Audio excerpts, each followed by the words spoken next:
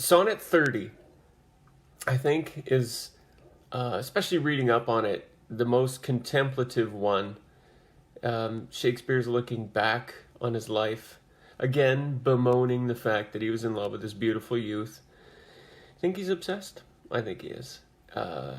There's a Old Testament reference, which is kind of funny. Didn't know that the Old Testament was still that popular at the time, but I guess knowing as a music historian as well, that it was still the basis for the majority of the music in the church. It's no surprise. But tons of financial references, little subtle references.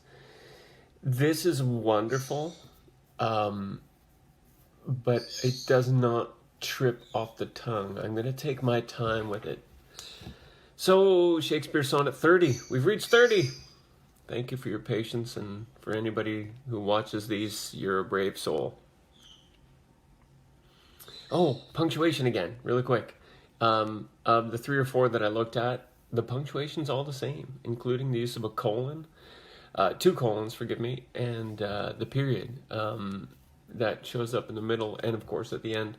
So the punctuation was exactly the same, which is kind of cool. It always hasn't been.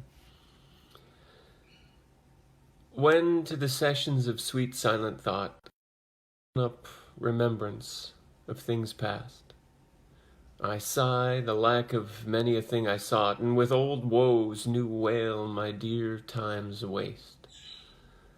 Then can I drown an eye, unused to flow for precious friends hid in death's stateless night, and weep afresh love's long since cancelled woe, and moan the expense of many a vanished sight.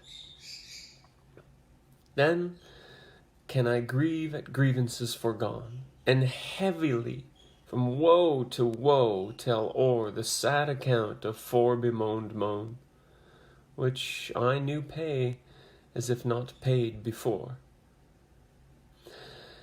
But if the while I think of thee, dear friend, all losses are restored in sorrow's end. It's nice to think of that in the end, that the memory of a friend can make you feel so much better. Sunday past, a couple days ago, would have been my mother's birthday. She's been dead since 92. That's a long time. But thinking of her, my father's death anniversary is coming up. His birthday's in July. Thinking of them reminds me of the end of this poem, and thinking of my friends. I reconnected with an old friend, Mark, from years and years past. We've known each other since 77.